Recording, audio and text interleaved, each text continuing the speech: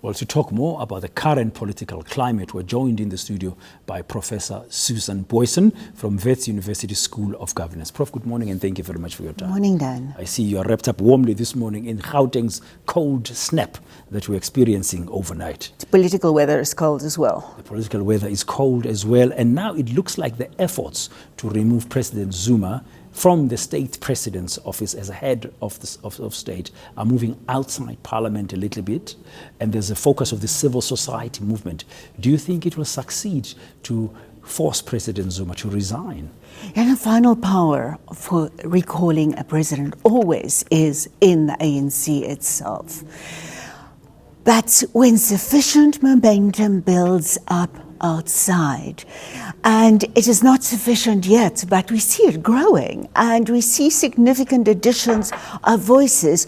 We have become quite blasé about some of the veterans, credible, powerful as they are, speaking out. But more and more of voices, powerful voices, I see are being added. That comes with evidence that public opinion is changing, that there is an upswell in public opinion. We've even seen it reflected in recent public opinion polls. And the center of the ANC, as we call it, is holding, but it has become a very weak center. It is a Zuma center where other people, strong members of the ANC, don't necessarily feel welcome.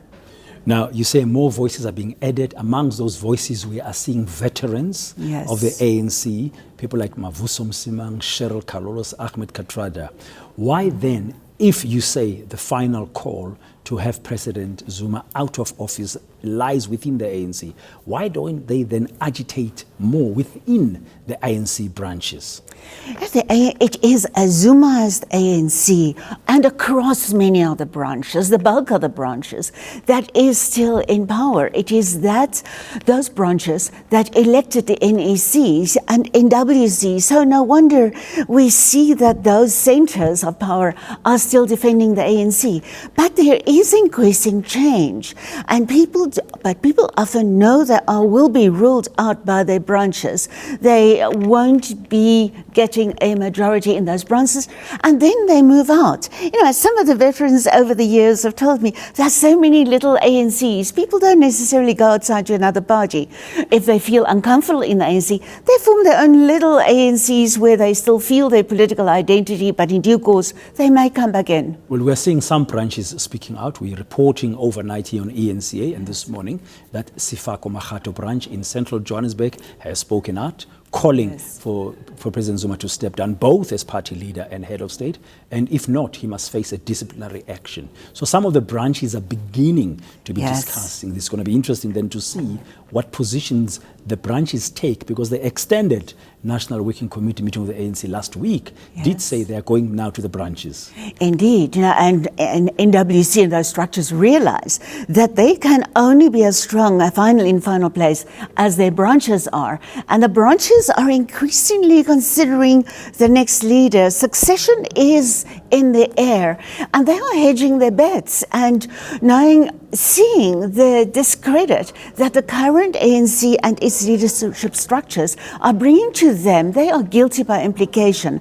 And branches, I believe increasingly, we see more and more of those internal struggles coming to the surface. They will be looking after their own futures and their own credibilities. They would have to account in due course. And some of them, of course, their own futures are linked to the municipal elections, which now we know will take place on the 3rd of August. Seems like a long time from today, and we've seen this cold political climate, as you've said earlier. Do you think by declaring that the local government elections will be taking place in August, the ANC and President Zuma is hoping that they'll buy themselves enough time to regain support if they've lost any due to the Nkandla matter? I believe they're really trying to shift the focus.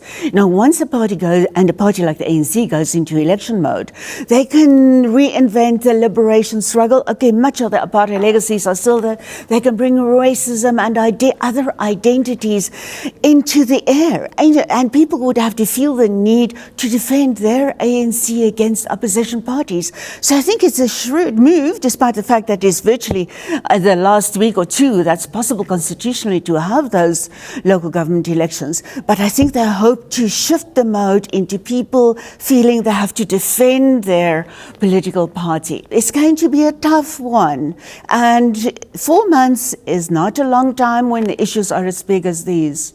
So we'll see what's going to happen in the next 4 months. Thank you very much, Prof. Thank you, Dan. That's Professor Susan Booysen from Wits University's School of Governance, sharing some of her insights about the current political climate in the country.